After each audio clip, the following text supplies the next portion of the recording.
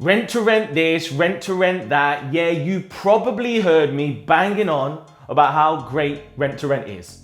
But let's face it, there is a downside and there are real risks. On this video, I'm gonna break down those secret, hidden risks that nobody else is telling you. Simon here, and welcome to the home of Rent to Rent 2.0, where I show you how to control properties you don't own, create massive cash flow, buy properties that you do own, and create financial freedom for you and your people, okay? And I've said it before, I'm not saying it to brag, but I've looked after a lot of my friends. My missus don't work no more, my mum don't work no more. This stuff is real, you can do this. So if you're interested in that, if you're interested in, me, getting rent to rent deals, cash flow, financial independence, pow, smash the subscribe button right now and stay tuned. So let's get into these risks. Risk number one, you get your rent to rent deal, you're feeling great, but then you can't fill it. Big problem, okay? £2,000 guaranteed rent to the landlord every month. You're not creating income. One-way ticket to bankruptcy.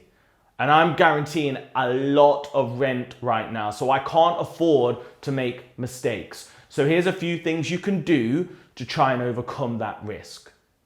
The first one is you want to choose high quality properties. I'm talking about solid, nice, good areas, quality. I go for a lot of modern properties, not your old bangers where it's going to involve you really selling your socks off to tenant them. The second thing is location, location, location.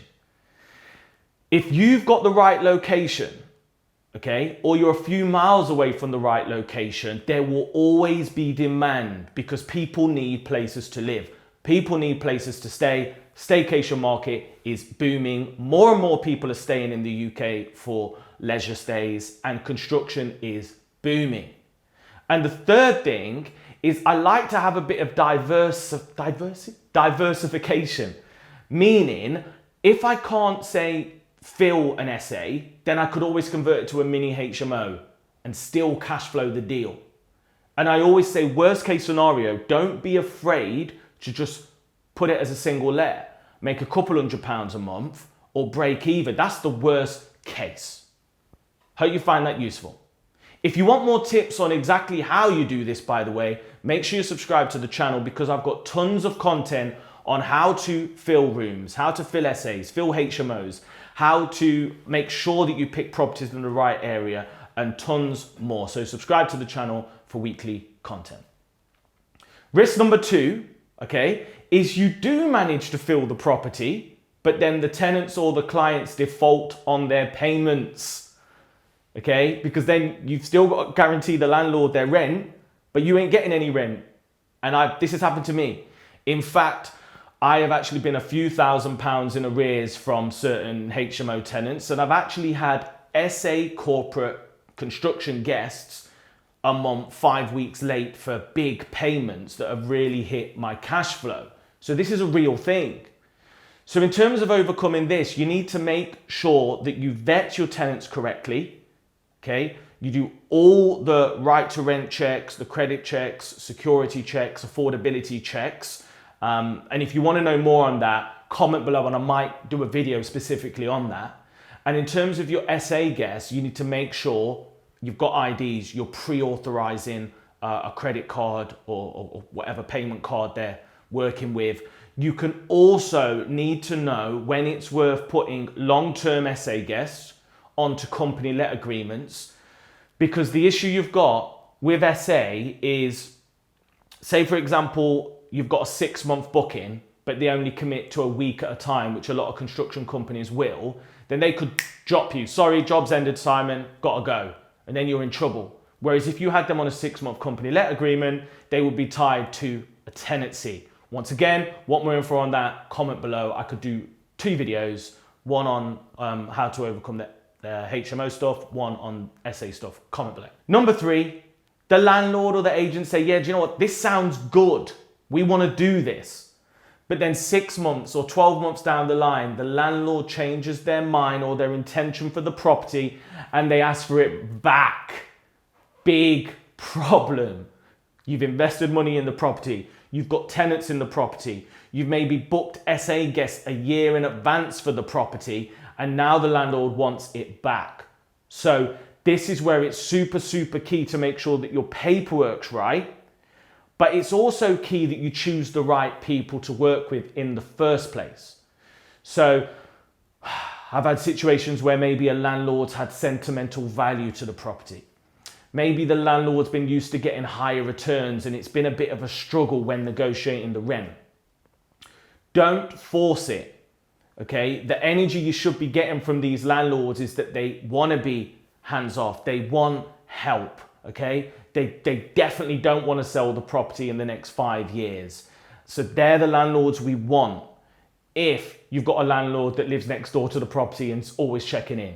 If you've got a landlord that lives 10 minutes away and drives by and is gonna, scrutinize the garden or anything like that, you want to actually steer away. It's for your benefit and the landlord's benefit, okay? But as I said, make sure you got your paperwork right. And that brings me nicely on to point number 4, your legals. You need to make sure that you do the necessary due diligence, you do the necessary research, and you invest in the legal side of this stuff, because honestly, it can be so risky if you get this stuff wrong. Number 1, you're going to need to make sure you've got the right agreement. So I'm talking about the right break clauses, the right termination clauses. You're not using incorrect subletting agreements. You're using the correct agreements that were designed for this business model. Number 2, you're going to need to make sure that you've got the right insurances. I'm talking about business insurance. The landlord's got the right insurance, but also you've got the right insurance per property. So, super, super important to speak to a broker. By the way, if you do want access to any of these people, feel free to hit me up on Instagram at Simon Smith Online. I'm more than happy to share my contacts with you. Number 3, you're going to need to make sure you've got an accountant that understands. If you've set up a limited company, what does that mean? When's your confirmation statement due? How do you take dividends? All these bits and bobs, don't try and do it all alone without seeking advice. At the beginning, when you're just starting out, you'll be able to do a simple spreadsheet, but still work with an accountant and just send them over once a year. They can submit them. Should only cost you a few £100 really, if you're still doing all the bookkeeping and you're a small business. And then as you grow, I think our accountancy bill is through the roof now. We're paying, I think we're paying about 10 grand a year now, all in all, on the rent to rent business. But it's so worth it because they can save you so much money in taxes and they can save you a lot of headaches. And last but not least, you're going to want to make sure you've got a mortgage broker. Okay. This is somebody that can guide you through the mortgage situation. If a landlord's on the wrong mortgage or they want to refinance, that's what I do now. I plug them into my broker. We know which products are correct. We're able to move the mortgage and support and help and make sure that we're good to go. So legals, don't cut any corners, please. Make sure you get your advice. And if you're brand new, I know what you're thinking, like you can't afford this, that, and the other. And I do understand that. So I'm happy to sort of introduce you to the right people, and maybe they could do you a discovery call for free or whatever at the beginning. So just hit me up on Instagram for that. And last but not least, the maintenance of the property. This is an issue because clearly if you don't own the property, you don't want to be replacing boilers. You don't want to be replacing electric systems, roofs, and doing damp work. So what you need to make sure is that you've got this stipulated in the agreement, but you've got an understanding with the landlord and you know your stuff. I've actually had situations whereby landlords, really dragging their feet in terms of fixing something. So I've had to advance the funds because I've got SA guests checking in tomorrow and the boiler's down. I've had situations whereby, maybe there's a damp issue and landlord doesn't want to contribute, and I've had to go in there, and damp can take sort of 6 to 8 weeks to dry out. Once you've done the treatment, no cash flow. So you do want to make sure that you take your time, choose high quality properties, choose landlords that are amenable and that are really going to work with you, and make sure that you've got a bit of a fund to advance funds to make sure you can get things sorted and then claim back off the landlord where necessary. Top tip, massive hack. If you do a deal through a letting agent, a lot of the maintenance will be on them if they fully manage the property. So I've got deals where I'm the tenant. So when there's something that goes wrong, I call up the agent, hey, Mr. Agent, boiler's broke, they send someone round and I'm completely like this. It's like, cool, this is great.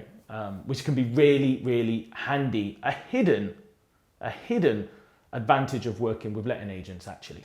If you found this useful, you know what to do. Subscribe, like this video, comment below. I appreciate it. Even if you've not got any questions, just let me know what you like, what you don't like, what you want to see more of. It really helps more people enjoy this content. And I'll see you in the next video.